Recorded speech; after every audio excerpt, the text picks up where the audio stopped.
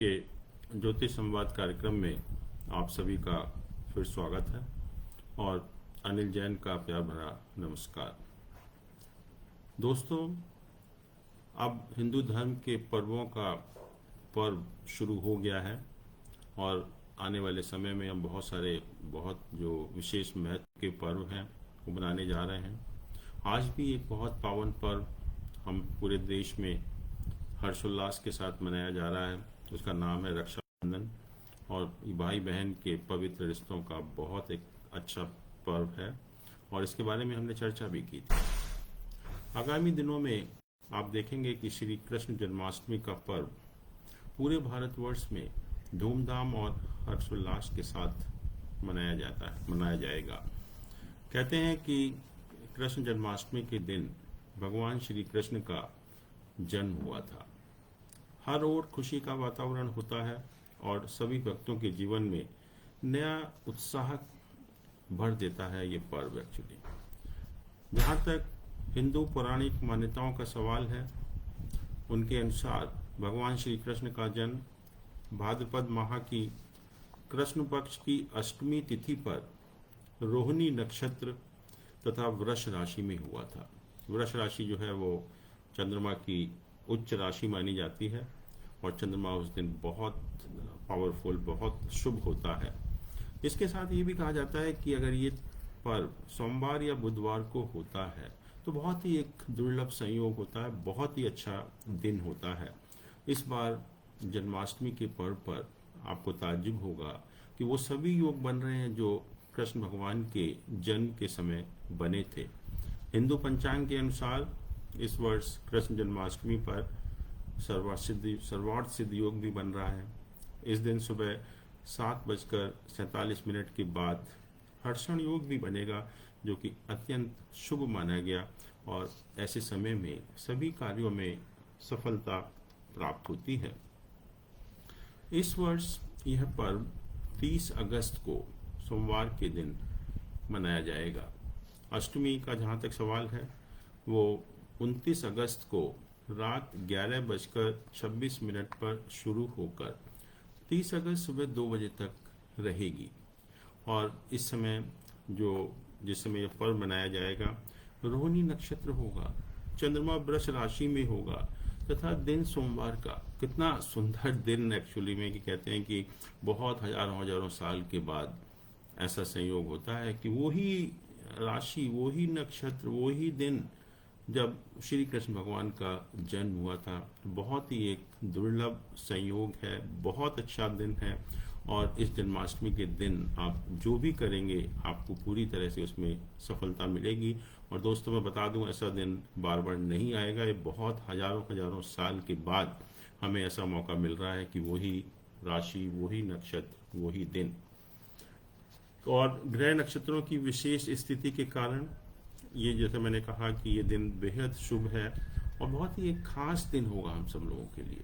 और कहते हैं कि इस दुर्लभ संयोग के कारण श्री कृष्ण भगवान की पूजा करने से सभी मनोकामनाएं आपकी पूर्ण होंगी, सभी कार्य आपके सिद्ध होंगे और इस समय आप जो भी ईश्वर से मांगेंगे, जो भी भगवान श्री कृष्ण से मांगेंगे, वो आपकी इच्छा अवश्य पूरी करेगा और आपके सभी सपने साकार होंगे। जहाँ तक जन्माष्टमी की पूजा का सवाल है, पूजा मुहूर्त का सवाल है, वो 30 अगस्त की रात को 11:59 से रात 12:44 तक ये पूजा का मुहूर्त रहेगा। और जहाँ तक जो लोग व्रत रखते हैं और व्रत पारणा का सवाल है, तो श्री कृष्ण जन्माष्टमी का व्रत पारणा का समय 31 अगस्त सुबह 9:44 के बाद होगा और उस समय जो है वो रोहिणी नक्षत्र समाप्त हो जाएगा। उसके बाद आप अपने व्रत का पारणा कर सकते हैं। भगवान श्री कृष्ण को सभी विष्णु अवतारों में उनका जो स्थान है वो सर्वोच्च स्थान है और संपूर्ण भारत ही नहीं बल्कि पूरे विश्व के अन्य देशों में भी उनसे ज़्यादा और उनसे प्रसिद्ध मंदिर और किसी भगवान के नहीं है। पूरी विश्व में उन पर शोध भी चल रहा है और कहते हैं कि वे देश, धर्म, संप्रदाय से ऊपर उठकर एक तरह से सर्वमान्य महापुरुष हैं। मतलब भगवान Shri Krishna is beyond all religion, caste and creed. Actually वो एक हर व्यक्ति के भगवान हैं, किसी एक व्यक्ति के भगवान नहीं हैं। और उनके बारे में लोग बहुत तरह तरह की जो है हमें बातें बताई जाती हैं, जो देखने में बहुत अच्छी, सुनने में बहुत अच्छी लगती हैं। उनके बारे में बहुत कुछ कहा भी गया। तो पहला तो कहा गया कि ये श्री कृष्ण भगवान नहीं है, ये तो एक प्रेमी और सखा के रूप में आते हैं, प्रेमी और सखा के रूप में आते हैं। अपने भक्तों के लिए वो दोस्त बन जाते हैं, सखा बन जाते हैं। उन्होंने जो है अपनी जो भक्तों को मित्रता का ही विशेष महत्व दिया, और मित्रता के रूप में, सखा के रूप में उन्होंने भक्तों को संभाला। एक्चुअली में जैसे हम चाहें कि सुदामा हो, अर्जुन हो, या भक्त माधव दास हो, मीरा हो, सभी को एक भक्त ने भक्तों को सखा के रूप में ही उनको देखा। वो कहते हैं जग के जगन्नाथ जगन्नाथ हैं, श्री कृष्ण भगवान जग के नाथ जगन्नाथ हैं। श्री कृष्ण 14 विद्याओं, 16 आध्यात्मिक और 64 सांसारिक कलाओं में पारंगत थे, और उनको कहा पूर्णावतार। विष्णु के 10 अवतारों में से वे 8वें अवतार थे, और सभी अवतारों में उन्हें पूर्णावतार माना जाता है। उन्होंने बहुत चमत्कार किए, उनके चमत्कारों की चर्चा हमेशा होती है। और कहा कि बचपन में माता यशोदा को अपने मुख में ब्रह्मांड के दर्शन करा दिए उन्होंने, बचपन में जब जन्म के समय जो है। फिर सांदीपनी ऋषि के मृत पुत्र को यमराज के पास से पुनः वापस ले आए। मथुरा में कुबड़ी कुब्जा को तत्क्षण ठीक कर दिया। इंद्र का अहंकार चूर करने के लिए गोवर्धन पर्वत को अपनी उंगली से ही उठा दिया। धृतराष्ट्र की सभा में द्रौपदी के चीर हरण के समय द्रौपदी की रक्षा की।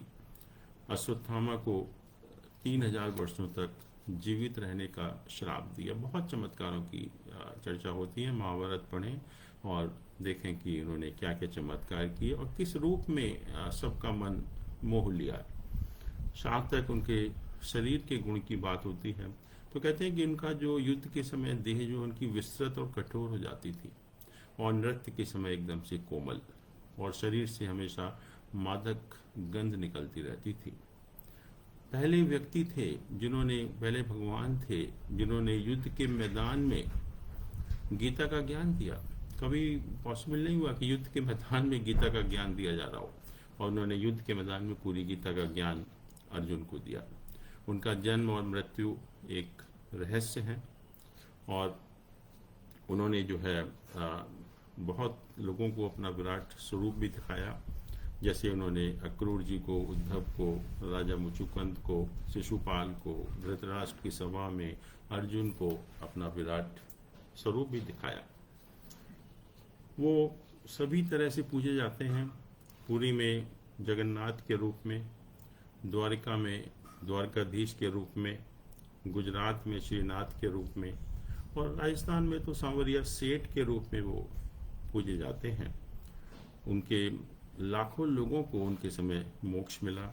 उनके माध्यम से उन्हीं के काल में लाखों लोगों को मोक्ष मिला, या हम कहें कि अल्टीमेट ज्ञान जो है वो प्राप्त हुआ।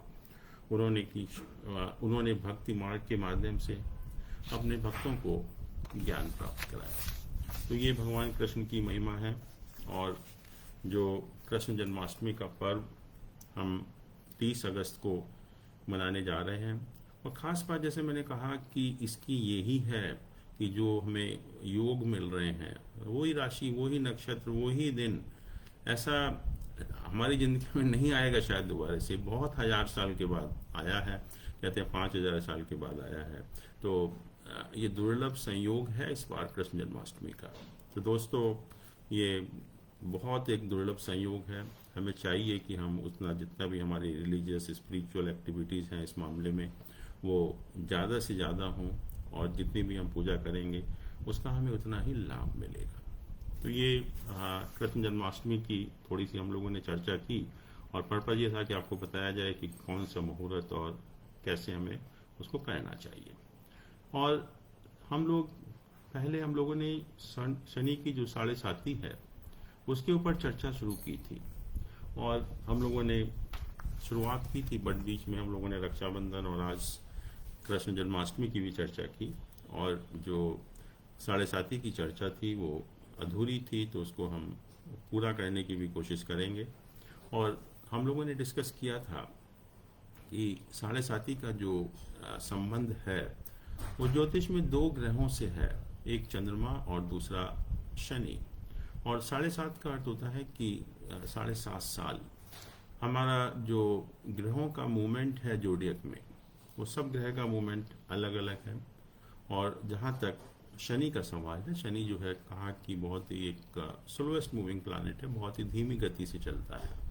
और इसकी जो गति है वो प्रतिदिन करीब 2 मिनट है, और एक राशि में ये 2.5 साल तक के समय के लिए रहता है। तो जब हम 7.5 साल की बात करते हैं तो इसका अर्थ ये होता है कि शनि का मूवमेंट 3 राशियों में, शनि का मूवमेंट 3 राशियों में, और उस शनि के मूवमेंट को 3 राशियों में जो शनि का मूवमेंट होता है उसको हम 7.5 कहते हैं। और हमने देखा था कि चंद्रमा हमारा मन है, माइंड है, और शनि एक ऐसा प्लैनेट है जो उसके ऊपर प्रेशर डालता है, दबाव डालता है। तो नेचुरली इसका संबंध है कि मन के ऊपर शनि का दबाव, मून के पास सैटर्न का आना। तो जहाँ भी आपकी जन्म पत्री में जहाँ भी चंद्रमा स्थित है, आपकी जन्म पत्री में जहाँ भी चंद्रमा स्थित है, वहाँ से जब शनि गोचर में एक घर पहले प्रवेश करता है, एक राशि पहले प्रवेश करता है, तो हम कहते हैं कि 7.5 की शुरुआत हो गई। और एक घर पहले रहेगा, एक राशि में रहेगा 2.5 साल, फिर उसका जो गोचर होगा वो चंद्रमा के ऊपर होगा एग्जैक्टली, तो दूसरे 2.5 साल। और फिर जब चंद्रमा से दूसरे घर में जाता है तो वो 7.5 का तीसरा फेज होता है। तो जब चंद्रमा से एक घर पहले, चंद्रमा के ऊपर और चंद्रमा के एक घर बाद जब ये शनि का मूवमेंट रहता है, तो उस पीरियड को हम 7.5 कहते हैं। और लोगों की बहुत गलत गलत धारणाएं हैं 7.5 के बारे में। हमें इतना डरा दिया गया है कि हम लोग सोचते हैं कि पता नहीं 7.5 आ गई तो क्या होने वाला है। और जैसा कि हम देखते हैं कि लोग शनि के मंदिरों में लाइन लगा के खड़े रहते हैं सुबह से शाम तक जो है, और हर व्यक्ति इतना डरा हुआ है, जैसे हम कहते हैं ना फियर साइकोसिस हमारे मन में पैदा कर दिया गया है कि शनि शायद बहुत ही एक खराब ग्रह है, हमारे जितने भी दुख दर्द हैं उन सब का कारण है। बट दोस्तों, शनि से अच्छा कोई भी ग्रह नहीं है। शनि ही एक ऐसा ग्रह है जो आपको आपकी लाइफ में आपका स्टेटस देता है, आपके भाग्य में वृद्धि करता है। शनि सिर्फ आपको एक ये चाहता है, बिकॉज कहते हैं कि शनि जो है वो डिसिप्लिन का प्लैनेट है, जस्टिस का प्लैनेट है, और ये चाहता है कि आप अपनी ईगो को, अपने अहंकार को कंट्रोल में रखें। ये 3 चीज़ें आपसे एक्सपेक्ट करता है।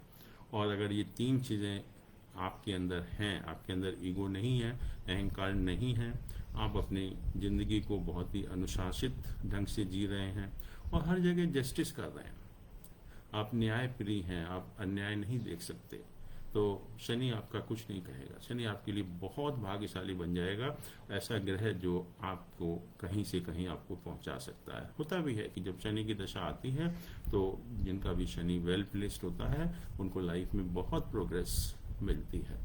लेकिन समहाउ हमें इतना डरा दिया गया है 7.5 के बारे में कि समझ में नहीं आता कि लोगों की जो मानसिकता बन गई है कि 7.5 है तो पता नहीं क्या भयंकर हमारे साथ होने वाला है। दोस्तों, ऐसा नहीं है।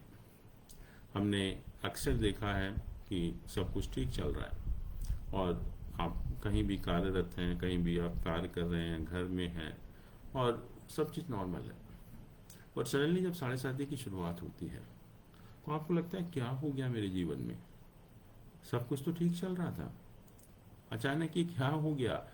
जो मेरे साथी थे, मेरे जो कोलीग थे या मेरे जो बॉसेस थे, मेरे साथ बहुत अच्छा बिहेवियर था उनका, सडनली वो सारे के सारे बदल गए। और इसका कारण ये है कि जब शनि आपके मून के पास में आता है तो आपके ऊपर मेंटल प्रेशर डालता है, मानसिक दबाव बनाता है, तो आपको लगता है कि सब कुछ चेंज हो गया। और वो नेचर भी है इन दोनों प्लैनेट का। जैसे मैंने कहा कि मून माइंड है और जो सैटर्न है वो प्रेशर है, तो माइंड के ऊपर तो प्रेशर बनेगा ही बनेगा, उसको तो आप अवॉइड नहीं कर सकते। जैसे ही शनि की शुरुआत होगी या शनि चंद्रमा के पास में आएगा तो आप मान कर चलिए कि आप मानसिक दबाव में तो आ ही जाएंगे। They can not be any respite for that actually, उससे कोई आपको राहत नहीं मिलेगी। लेकिन जो रिजल्ट के बारे में हमको बताया गया कि रिजल्ट आपको खराब मिलेंगे, बहुत दुख दर्द होंगे, बहुत परेशानियां होंगी, पता नहीं क्या क्या होगा, ये बिल्कुल गलत है। रिजल्ट 7.5 खराब नहीं करता, वो डिपेंड करता है कि आपके हॉरोस्कोप में चंद्रमा और शनि की क्या पोजीशन है। आप बताइए कि अगर चंद्रमा किसी का वीक है, ऑलरेडी कमजोर है, और उसके ऊपर आपने प्रेशर डाला, तो you may further go into depression, और भी ज़्यादा खराब स्थिति हो सकती है। लेकिन अगर चंद्रमा आपका बहुत फर्टाइल है, बहुत स्ट्रांग है, बहुत शुभ है, और जब उसके ऊपर प्रेशर डालेगा तो क्या होगा? Will definitely do something good actually. जैसे बच्चे जिनके इंटेलिजेंट बच्चे होते हैं और जब एग्जाम के टाइम उनके ऊपर प्रेशर आता है तो they do very well actually at that time. तो 7.5 अगर आपका चंद्रमा और शनि वेल प्लेस्ड है आपके हॉरोस्कोप में, तो बहुत अच्छे उसके रिजल्ट आपको मिल सकते हैं, और मिलते भी हैं। आप देखिए कि प्रमोशन है, शादी है, तरक्की है, सब कुछ होता है 7.5 के टाइम में। ओनली प्रॉब्लम इज कि अगर बाई चांस किसी का चंद्रमा या शनि कमजोर है, तब definitely 7.5 becomes a cause of concern apart from the mental pressure. तो ये दोनों चीज़ें अलग अलग हैं, और मैं नहीं सोचता कि बहुत सारे लोगों का चंद्रमा या शनि खराब होता है, बट हमको जो डरा दिया गया है, जो हमें एक मानसिकता हमारी बना दी गई है कि पता नहीं क्या होने वाला है, वो बिल्कुल गलत है। उसमें आप बिल्कुल भी आपको वो नहीं मानना चाहिए।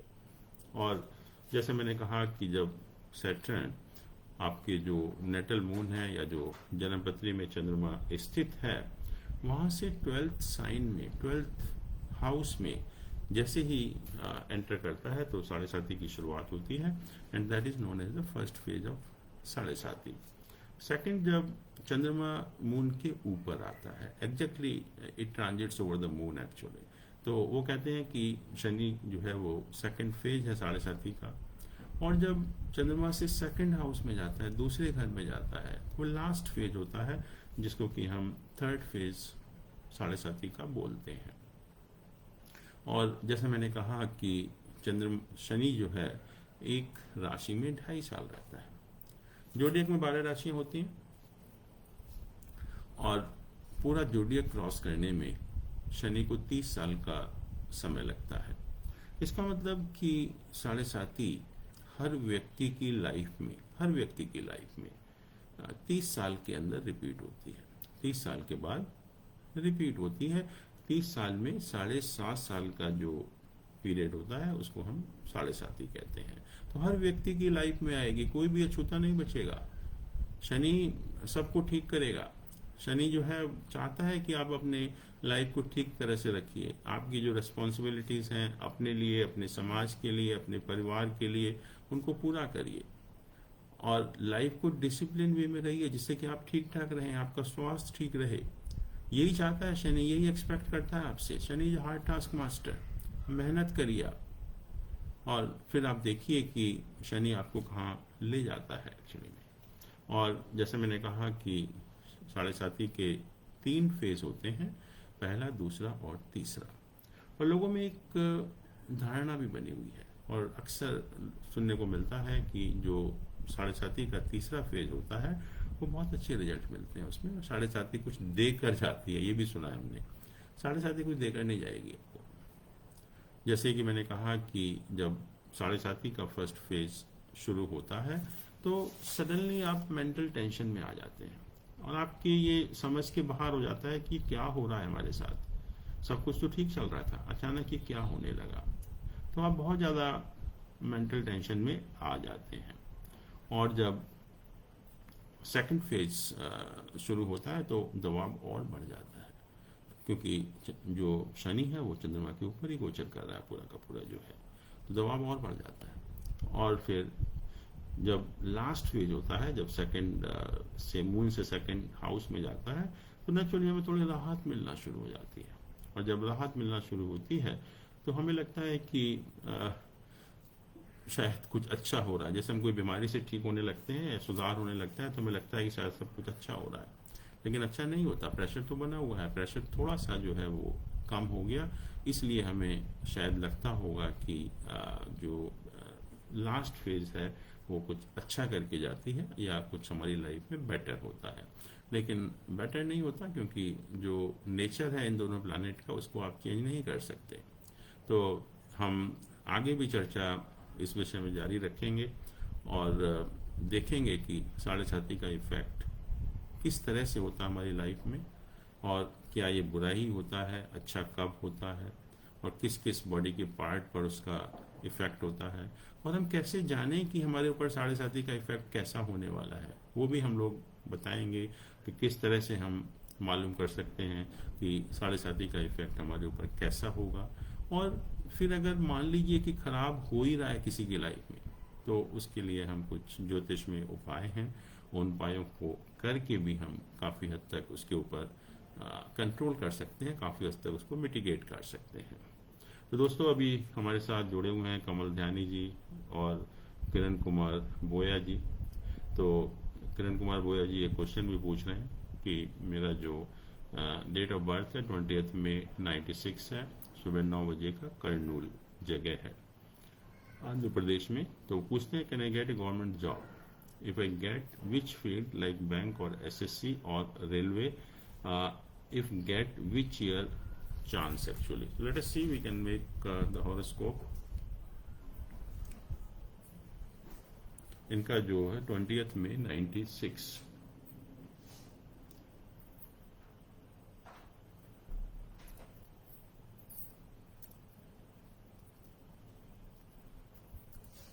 एंड समय इस 9 बजे।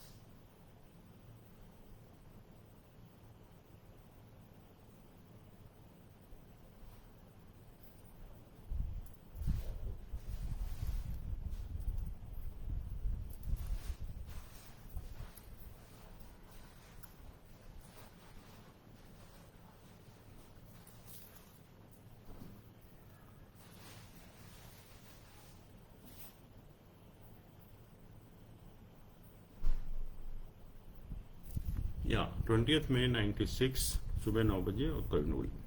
इनका जो लग्न है वो मिथुन लग्न है, मिथुन राशि जेमिनी साइन है, और उसमें वीनस और मून का प्लेसमेंट है। राहु 4th हाउस में है, जुपिटर वक्री होकर 7वें भाव में है, शनि और केतु वो 10th हाउस है जो हाउस ऑफ प्रोफेशन है, मार्स और मरकरी 11th हाउस में है, मरकरी वक्री है, मार्स अपनी राशि में है, और सन जो है वो 12th हाउस में 2 नंबर राशि में प्लेस्ड है। तो इनकी जो प्लैनेट की पोजीशन है, पहली चीज़ तो यह है कि गवर्नमेंट जॉब अगर आपको सीनियर पोजीशन या एक पोजीशन ऑफ अथॉरिटी मिलती है, तो उसके लिए 2 प्लैनेट का स्ट्रांग होना बहुत ज़रूरी होता है, एक शनि का और एक सन का। ये 2 प्लैनेट आपके बहुत स्ट्रांग होने चाहिए।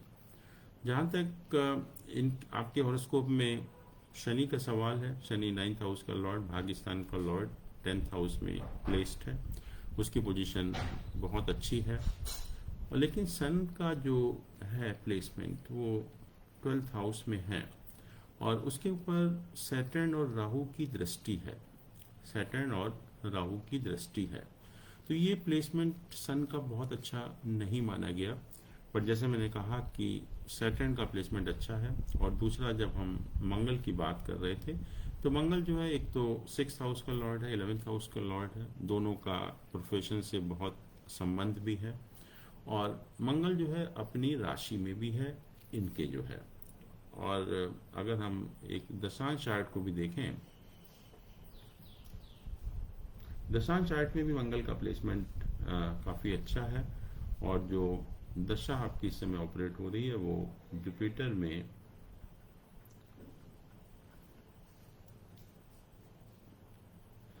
में मरकरी का पीरियड अभी खत्म हो चुका है। अब जुपिटर में केतु का पीरियड चल रहा है जो कि 14 सितंबर 2022 तक चलेगा।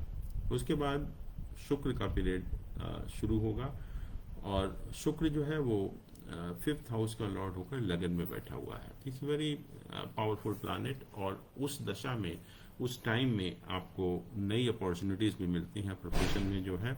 तो पहली चीज़ तो ये लग रहा है कि जो आपने पूछा है कि if I can I get A government service, या किस फील्ड में होगा, बैंक में, एसएससी में या रेलवे में।